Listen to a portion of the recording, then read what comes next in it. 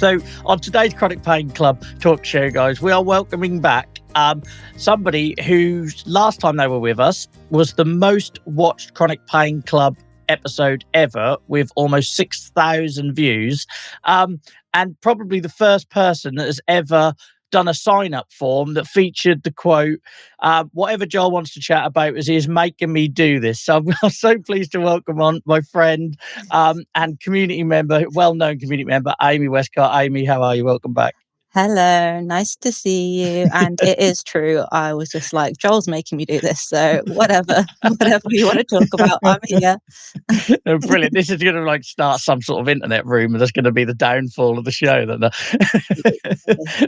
thank you so much. I genuinely, I joke a lot when we talk about your last interview, but it was weird because that back then we used to do it on Twitch, and it was obviously a very different vibe, and it was a Zoom call, so we had none of these bells and whistles, and it just, we edited it, put it on YouTube, and it just went mad. So thank you so much for sharing as much as you did, as candidly as you did. No, it's nice, and it's nice to see that it got like quite a lot of views and stuff, because I think it was a good little chat, and it was good. So, but it feels like such a long time ago now. Like I feel so much has changed since then. Yeah, and it probably really was does. like 2 years ago. It was 2 years. Yeah, it was 2 years ago. And so much changed for you, so much changed for me in that time. But what's nice is that we're still having these conversations. I think that's like important. So and I'm not one for sticking at things for very long. I tend to get bored and jump around and try everything. And so I'm quite proud of myself that I'm still doing this 2 years later. Yeah.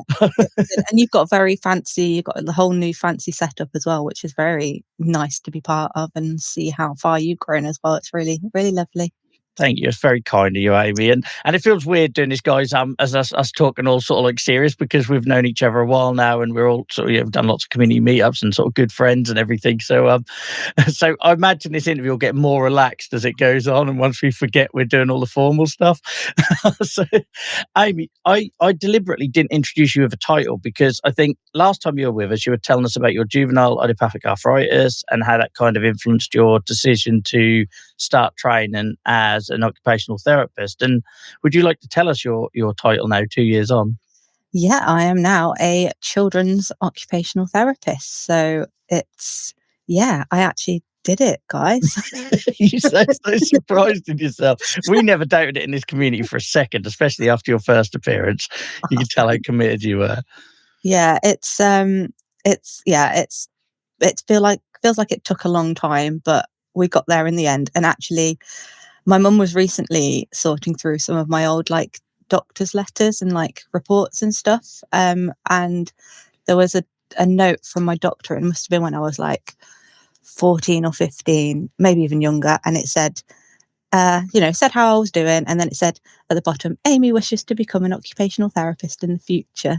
So it was always the plan. It just took me a while to get there. So here I am now. I think that's amazing, because I think you sent me like a little screenshot of that a while back, and I was like, oh my word, that was in the making. So many people say they want to do stuff when they're younger, and life happens, doesn't it? And tramples on the dreams sometimes. So I think it's amazing that you got here, and also the fact that you're specialising in sort of paediatrics children, and I think that's not by accident, I'm guessing. No, that's it, exactly. I always knew I wanted to work with kids. Like that was something I always wanted to do eventually. And especially kids with arthritis and potentially other kind of conditions like that, and more like physical conditions, which is not quite what I'm doing at the moment. It's a bit more general, but I am very, very new to pediatric OT. So it's a lot of learning. I only started with that team in June, and before that I was working in an acute hospital, so it was rotational as well, so it's a few different rotations I did, and then the job came up for this community pediatric role, and I was like, oh, shall I go for it? I thought, no, this is what I want to do, and I'm so glad I did, because I do love it, and it's kind of the right path for me. So it's good, it's exciting, and I'm really, really enjoying it, even if kids can be a pain sometimes. So it's I've a lot got of a fun. 5-year-old. I've just been to a kid's party today, so you're picking the wrong day to ask me that question. Oh gosh, yeah, yeah. But it's a lot of fun, and I'm glad that I'm kind of like finally doing what I wanted to be doing, and I'm all grown up now. Isn't it weird? I love that. Well, I don't think when we talk, I don't think we're ever going to change from being them people when we first met all them years ago. In that we're still like surprising ourselves, but we're all very proud of you. And we, like I say, we never doubted for a second. Um, Oh, that's very kind. I was thinking for anyone that's maybe picking this episode up and didn't hear that, it was 2 years ago, and anyone who is watching or listening to this back can go find that in the feed if you search for Amy or Amy Wescott or juvenile idiopathic arthritis. But for anyone that maybe didn't see that first time around, I was thinking it'd probably be good for you to just give a bit of an overview of your condition. And then also maybe I'd love to hear about, how you managed the study and start and that career alongside your condition, and sort of what challenges you maybe faced. Yeah. So obviously, as Joel has said, I have juvenile idiopathic arthritis. So I was diagnosed when I was 4. I'm 33 now, so it's been a long time. Um, I have been in remission since I was about 18 or 19, so I haven't had any like active flare-ups, but I still have like a lot of joint damage in my joints, so I have got it everywhere, pretty much Mhm. joints basically, and there's a lot of kind of joint damage still and a lot of joint restrictions that I've got. Um, and when I was last on talking to you, I was like, oh, I haven't been under a rheumatologist since for a long, long time. Yeah, I remember that. Yeah, and I finally got my act together and got myself re-referred back to rheumatologist, which is good. And I'm all kind of back in the system, as it were. Do you feel more supported now, or has that sort of thrown more spanners in the work, or um, how does that work for someone who had such a gap? yeah, I feel like probably a few more spanners in the work. I feel like I probably should have been keeping an eye on stuff before, but then also I wasn't kind of in the country for a lot of it as well. So I was Mhm. traveling for a lot of the time where I was kind of like not under a rheumatologist. And yeah, so it did. So that chat I had with you last time kind of gave me the kick up the bum I needed a little bit to get back under a team and just get everything kind of checked out, because I've got the joint damage and stuff. So my most recent kind of update is that I was recently then referred to an orthopedic consultant, because I've got my ankles are basically falling apart. There's a lot of joint damage and a lot of degenerative changes in my ankles now, which what they're saying is osteoarthritis, and it's kind of because of the joint damage from the juvenile arthritis. Mhm. I seem Um, to remember you mentioned your ankle on the last conversation. You might not have done. I might have just imagined that, but that seemed to have been yeah, the thing you were sad about getting back to a rheumatologist for. yeah, I probably what because it's been my ankles that are just. I mean, I won't lie. I'm in constant pain with my ankles. Like the pain's always there, but I do just get on with it because you kind of have to.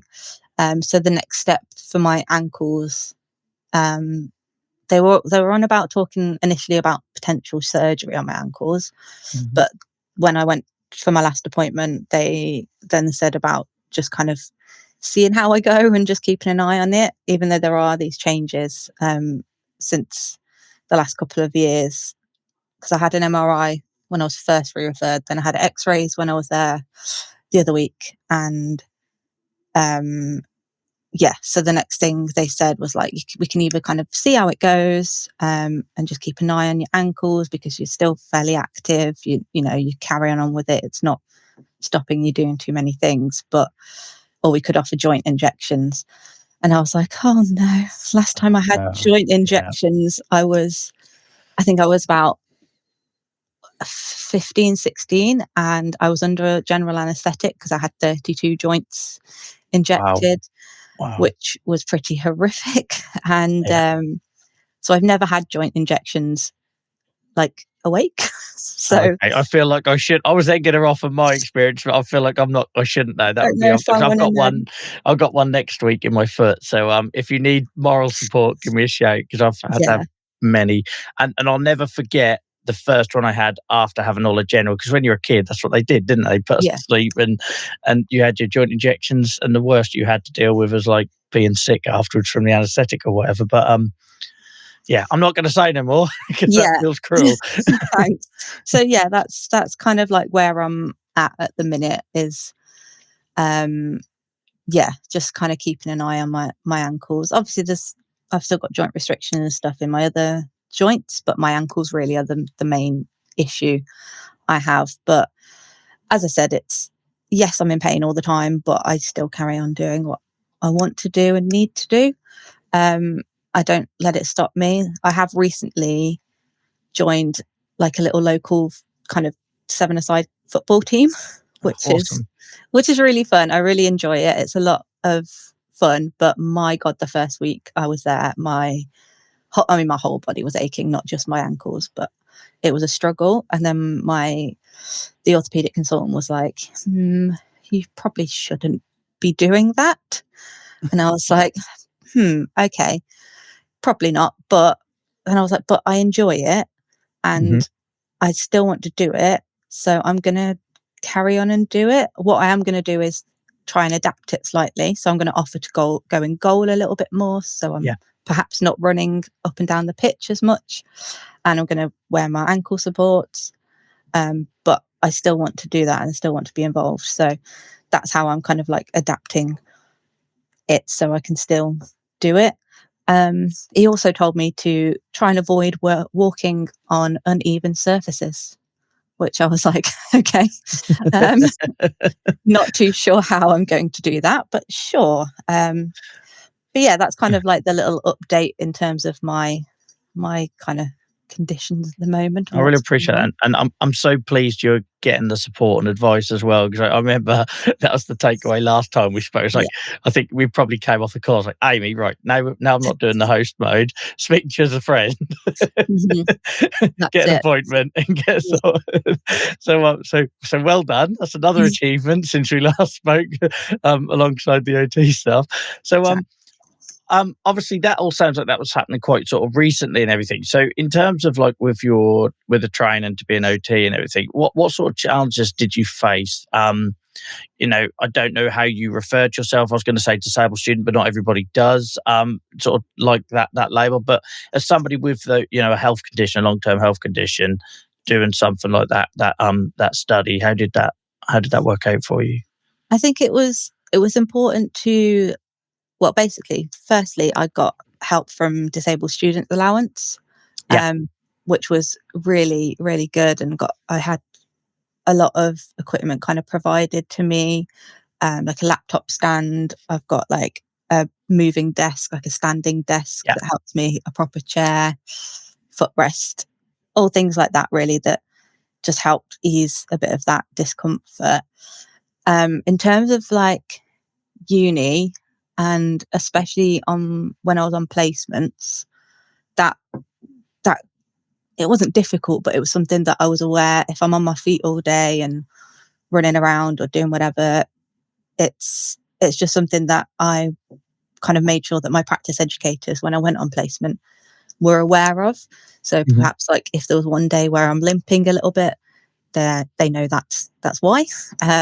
And just trying to make sure that I kind of like had regular rest breaks. But it was also more, it was just more of kind of an FYI to my like practice educators. It wasn't necessarily that I needed them to do anything or change. It was more just to kind of let them know. And I think that's the most important thing that I found, was just kind of giving people a heads up that this Yeah. is something, like, I don't need anything particularly, but it's just to let you guys know that I might struggle a little bit. And actually, with this new job, this not job that I'm doing now, so I'm kind of jumping about a bit. But No, no. again, it's like letting people know that perhaps certain times if I've got to get on the floor with kids and run around or do some more kind of physical stuff, that actually I might not be able to do some of those things, or I might need a little bit help getting off the floor at times, or yeah, things like that. So I think the biggest thing for me was, yeah, just making sure people were aware of it, rather than necessarily changing things too much for me. So yeah, that was kind of that main way I dealt with it. I don't think I really found there wasn't really anything that I did find that I couldn't do or particularly struggled with. So that's always a positive, I think. Yeah. Yeah. And that's actually one of the questions I was going to ask, because that's always a conversation I've been awful at. I've just been terrible at saying when I might need help or preempting. And so I tend to do the typical British bloke thing of just saying, "Oh, I'll worry about it if it comes up," and then Yeah. you complain because you don't have the support in place you need. So I think that's really positive that you did that, and because I know obviously with the line of work that you're doing, it does involve like them rotations, and you would have done lots of placement, I'm sure, and things like that. So is that a conversation you've always found easy? I definitely easier as I've got older. I think I probably struggled a lot when I was younger, because as a kid and when you're growing up, and especially as a teenager, you just want to be like everyone else, Yeah, don't you? You yeah, don't want to stand out. You don't want to give attention to anything that you don't want to. So I kind of kept it slightly under wraps. But as I've got older, I want to tell people about it. I want to make people aware, and especially when I was like training to be an OT as well, because actually I don't know what my other student colleagues were going to then go on to do. Maybe they are going to go and find or come across a child that might have arthritis, and it's just making them aware that children can get arthritis and it is yeah. a thing. And I think spreading those little, I don't know, just making sure that people are aware makes a massive difference. And then they can be like, oh, I remember this girl that I was at uni with. She had arthritis too, and just have those conversations. And I think, yeah, I think yeah, I forgot what your question was now. I won't No, lie. you're fine. Yeah, it's no problem. You answered it perfectly, so don't worry, you've done the hard bit. Um, Next question I was gonna ask you is like, did you find like having a long-term health condition or your experience as a child, like what has that brought to the career of being an occupational therapist? Like, has that been a benefit having that insight or that experience? Yeah, and how does that sort of apply in the workplace a little bit? I'd I'd like to think it does. I like to think I can bring like a slightly different perspective to working with people who are being seen, and like I can kind of just relate a little bit to what they're going through, especially now working with children if they've got more physical conditions. I can kind of recognize that that's something that I potentially struggled with, like, which is, which is quite nice in a way, and it makes it more relatable. Like if, for example, if a child was struggling to put their socks on, and that's something that I've gone in to have a look and help them with, I'm like, oh, I used to struggle to put my socks on too, and I Yeah. used to have to do that. And that's quite a big thing, I think, for children to recognize that they're not the only one that perhaps might be feeling like that. So I do think it brings a different perspective in that way. And I also think that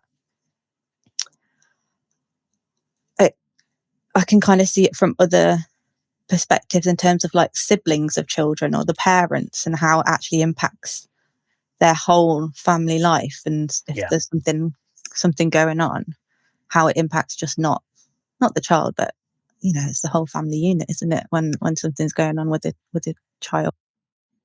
Yeah, and it's so often overlooked, isn't it? I know we've banged on about a lot about caregivers and support network and everything on this show, but Yeah. it isn't something that is often considered. So I think it's awesome that you can bring that insight.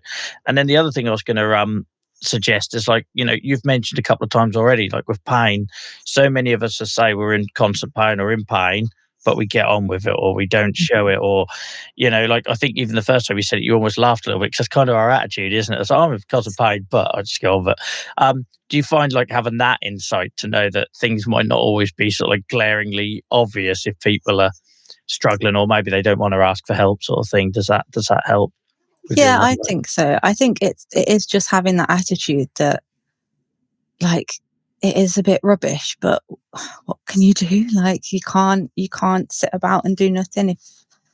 there is an element of you have got to get on with it, and that's hard. That can be hard, like, but mentally as well as physically, because there's a lot of times you don't want to get on with it and you want to just sit and do nothing and chill. But I think I could quite easily be like, oh wow, if I can't go and play football anymore, or I can't go to the gym, or I can't do this, then I'm just not going to bother, and that's that. But I know that those are the things that actually I enjoy. And so mentally, for my mental health, those are the things that I want to do. And that's going to make me better overall. So it's, thinking about not just your mental, not just the physical health, but it's the mental health as well. And you've kind of got to weigh those things up.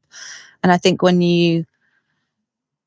if you kind of recognize that, other people are. Empathy helps as well, doesn't it?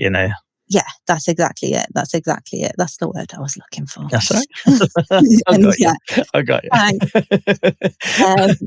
But it's having that empathy side of it where, and especially if you can relate to a patient or a child, and, and even when I was before I was working with children, I was working in the hospital, and I'd come across like, a lot of older patients, and they'd be on some of the same.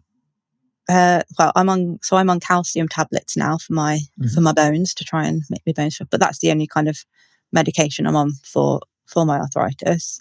Right. Is the calcium tablets for now. Anyway, I'm sure we'll see, but I'm trying to keep that going as long as possible. But then I could be like, relate to some of the older patients as well, and be like, oh yeah, I'm on those tablets too. I'm on those big calcium tablets that all the old folk are on as well. And you can kind of, I could kind of relate a little bit to patients in all sorts of settings as well, because patients would come into hospital, and obviously a lot of time people in hospital are in pain. So trying to find ways to relate to the patients, I think, is really important. And I think hopefully I'm able to do that with a little bit of my own personal flair on it. Yeah. And then I think it helps, and I know I'm risking repeating myself here, because I can't remember what I said yesterday, let alone when we spoke fully 2 years ago. And it was actually an OT that sort of snapped me. I was in a really sort of dark place mentally, and then the pandemic come along, and sort of like I felt like I'd lost a lot, and I was angry at the world, and I wanted to blame people for changing medication and all this sort of thing. And there was actually an OT with arthritis, so it was a bit of a loaded question. I was an OT with arthritis that sort of helped snap me out of that. And I remember she sort of said some things that, like, it did feel harsh, like things along the lines of, life doesn't owe you anything. You don't deserve to always be well, or, it's not like this thing where everyone gets a fair share of, but because she had arthritis and she spoke in my language, and I could, it felt genuine that she was trying to help me. That sort of, I needed that tough love, to get me to start working with adaptations and accept and help. I think accept and help was the big issue. Do you see that with people? Like the tools are there, but people don't always want to take them on. Oh, definitely. And I'm guilty of it myself. Like I know I would be the worst patient, but like sometimes I'm good at. Well, I can OT other people, but I can't OT myself, because I don't listen to my own advice. You did go all that time without a rheumatologist. Yeah, exactly. Fine, I survived. I'm still here. But sometimes you do need that. You do need those kind of like tough love words a little bit sometimes, and you have just got to plow on and make the most of what you can do. And I know that my ankles are going to kind of get worse and worse. Like, I know that's what's going to happen, but I just want to keep doing the things that I can do whilst I can do it. Yeah, absolutely. And I suppose, like, I'm putting you on the spot a little bit here, but if someone's listening to this back in the future, or watching the video, and they've got arthritis like we both have, and they have no idea about what help is available, or what things could be done around the home to make life a little bit easier and things like that, could you maybe just give us a very high level general sort of overview of what help there is out there in terms of occupational therapy for people with this sort of condition? Oh gosh. I mean, there's Sorry, all I know sorts. it's an unfair question. I'm testing your knowledge here, and I don't mean to be. Oh gosh, this is a loaded question. No, it's well, I'd find that difficult because OT, I'd like to think OT is very personal, it's very holistic. Mhm. It's occupational therapy is about what a person wants and needs to do on a day-to-day basis, and how, if there's something that's impacting on that, how can we then kind of find ways to adjust or adapt, or find ways to allow that person to then engage in those activities.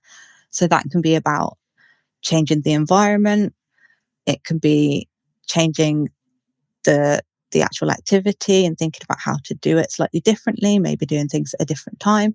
And then it can also be like any kind of equipment, and also looking at what the person can and can't do, and what ways we can then kind of come into it.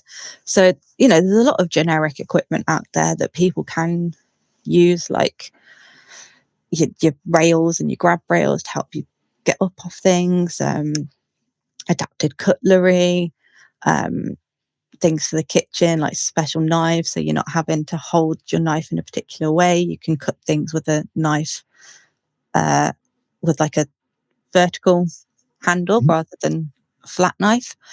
One thing that made a massive difference to me as a child, two things actually. I had like a long handled hairbrush. So it was Okay. like it just went on the end of my hairbrush, and it was extra long, and it meant that I could reach the back of my head, because I haven't quite got that Yeah. um, like reach in those joints.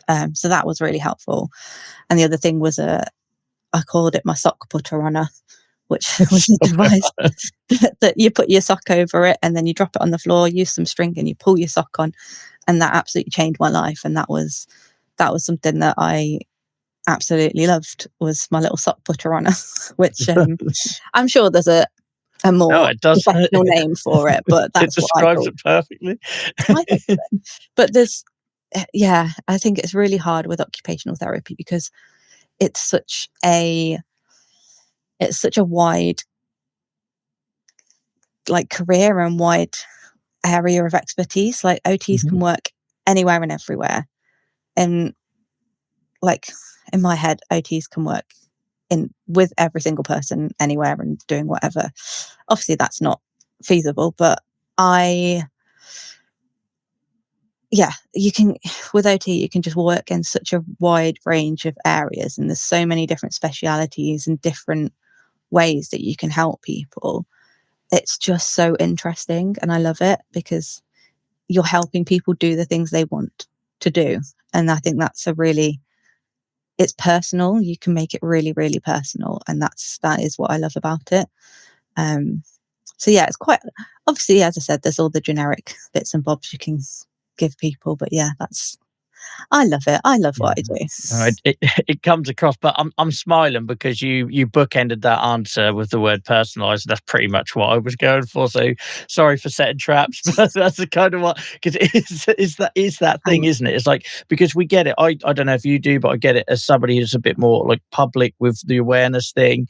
The amount of people that drops into DMs like wanting a fix and a magic bullet or whatever you want to call it, and it isn't a one size fits all. And I think that's what makes occupational therapy brilliant, and why we try to champion it as much as possible, because it is that for all of the areas, especially in the NHS, that are going to need massively reworking to mhm. make it personalised care.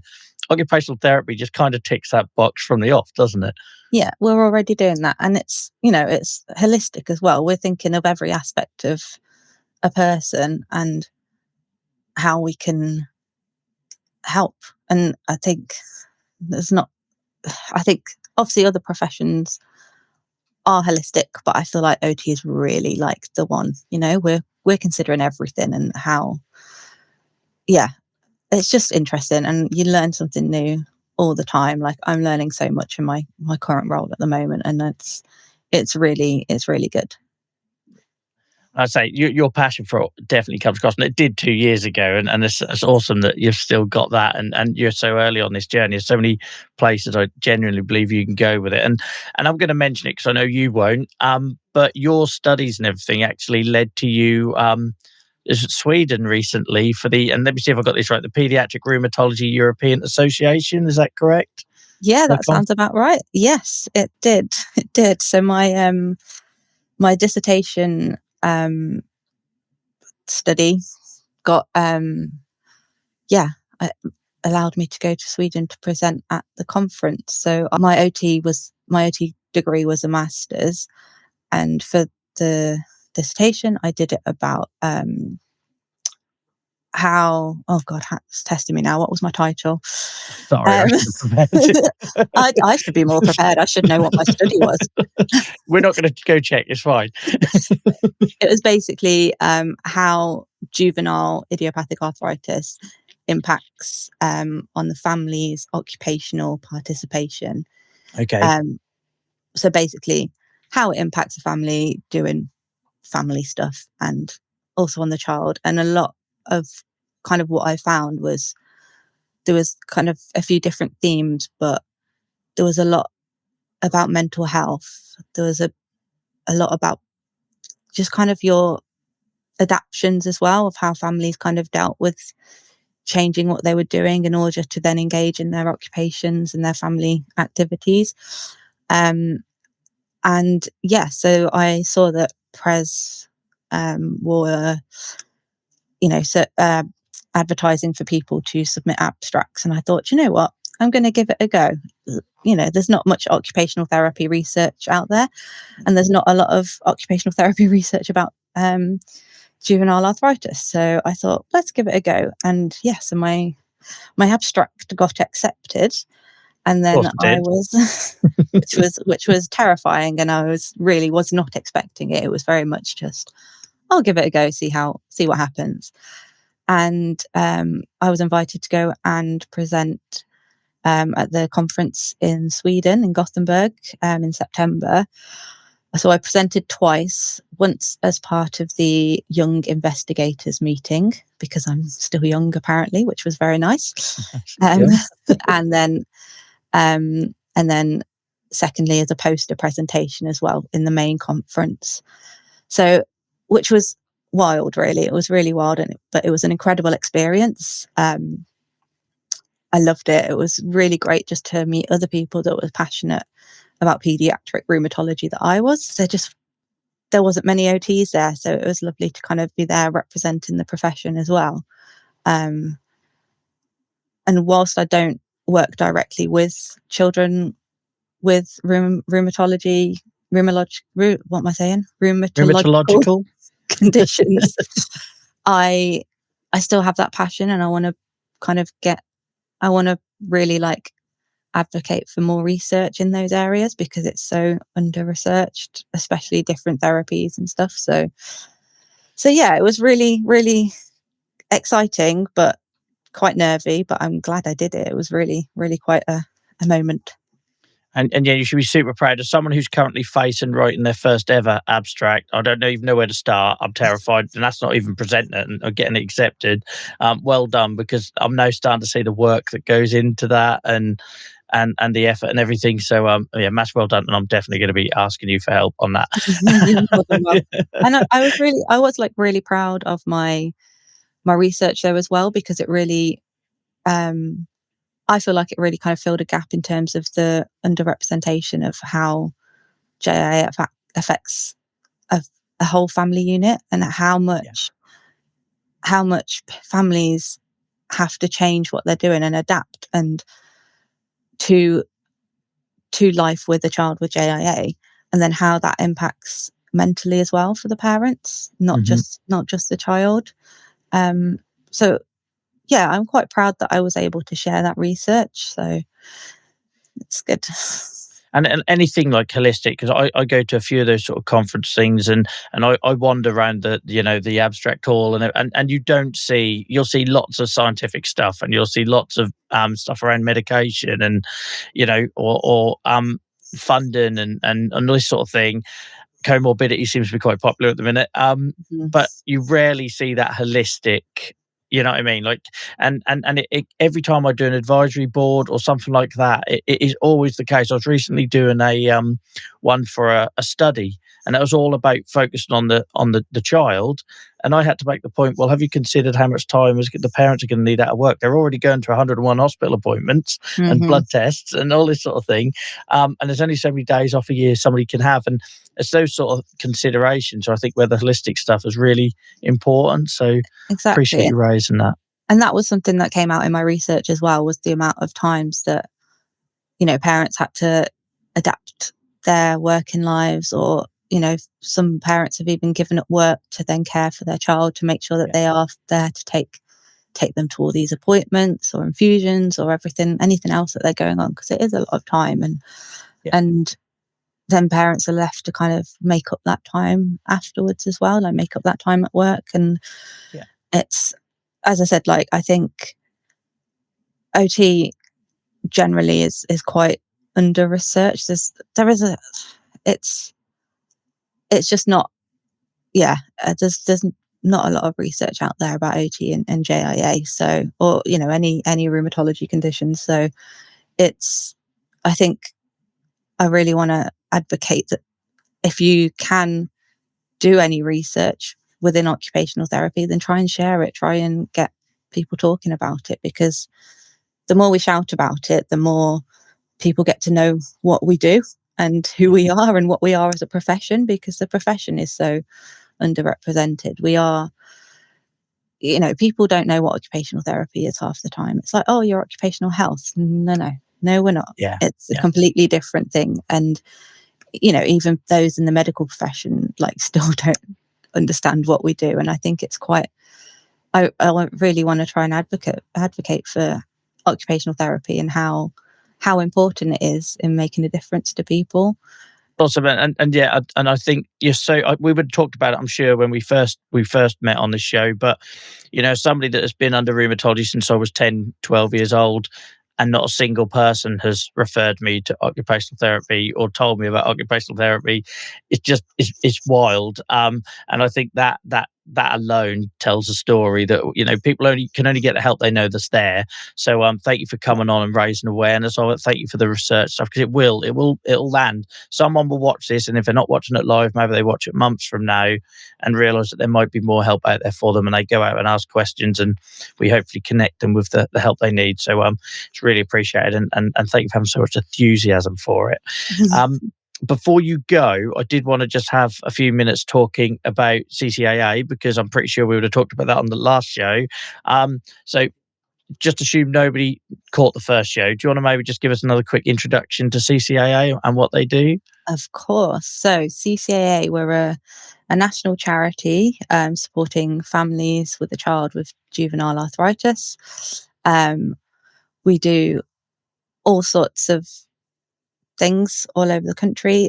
We have local area groups where we try and meet up people in the local area, so they can all meet up and have a catch up and meet other families, and children can meet other children with JIA, which I think is so needed. And then we also do we run educational weekends for families to come and attend, where the children will go off and do like fun activities. So they'll do like kayaking, raft building, rock climbing, all that kind of stuff, which is a lot of fun. And the parents will have kind of talks from health professionals. So we've got consultants in, OTs, physios, psychologists, and they'll come and talk to parents about things as well. And I love CCA. I've been involved with CCA a very long time. I very first went to one of their weekends when I was probably about 7 or 8. And as a family, we've been involved with the charity ever since. And it's, I just think we're such a small charity.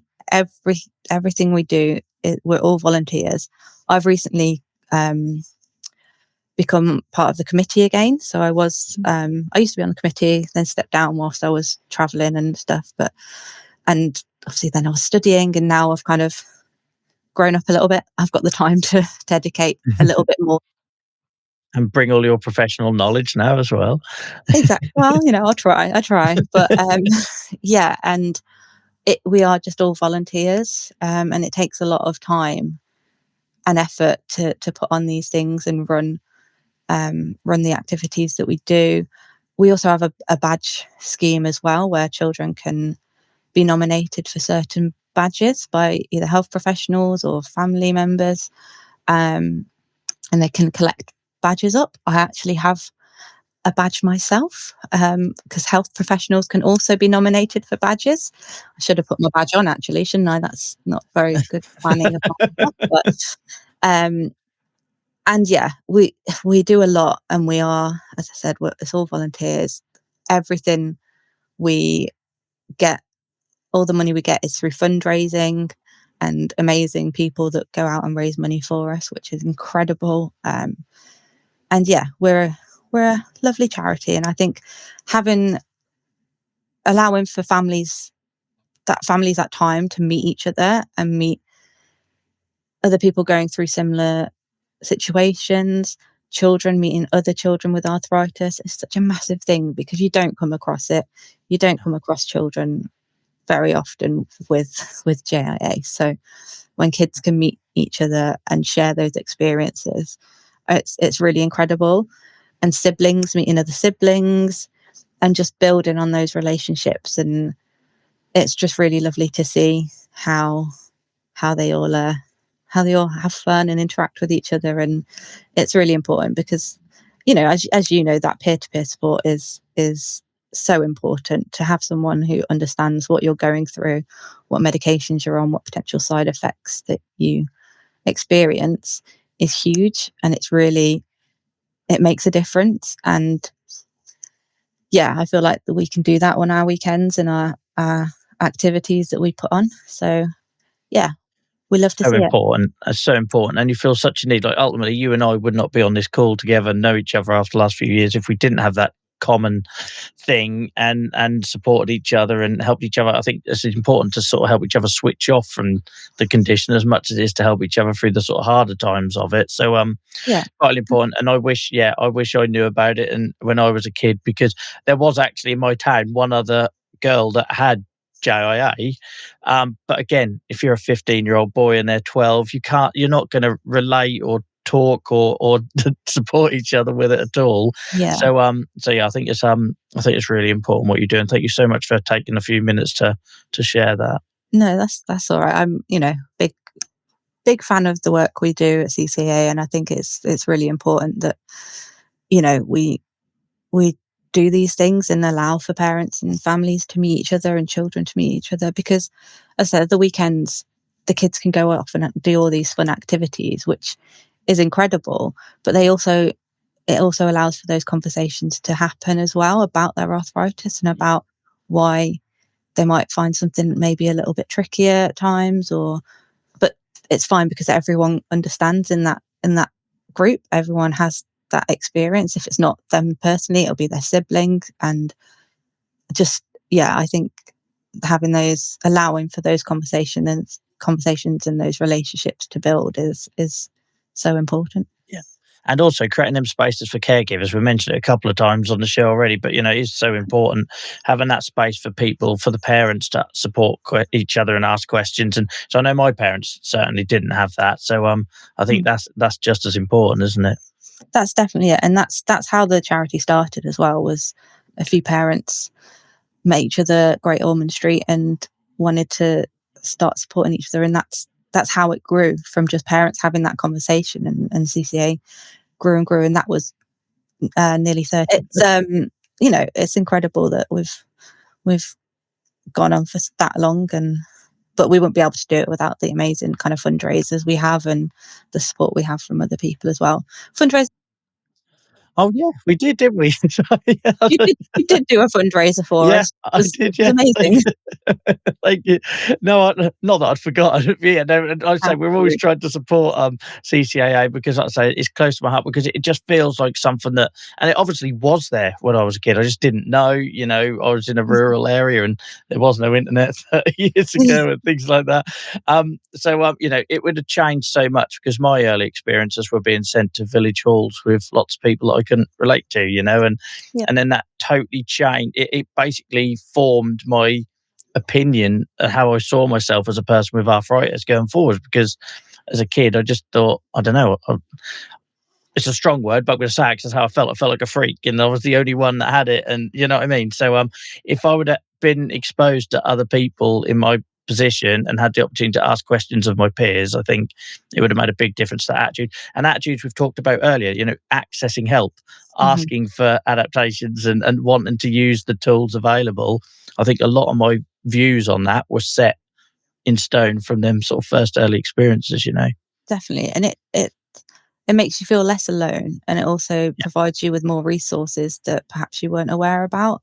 So, like, it gives you those tools that you need to ask about things and ask what you need or how did someone go about that. So, and that's really important in terms of especially children, and especially as you get older as well, having to then kind of be more in charge of your own condition and having to get those tools to be able to ask your doctor, oh, this is what I think I want, or this is perhaps what I should be asking. Because asking your doctor things is terrifying, especially as a Mhm. teenager. Like, Yeah. how do you ask? How do you question your doctors? But if you've got a few people that have gone through a similar situation and are in the same boat, then you can share those little tools and tips and tricks, and that's really, really helpful.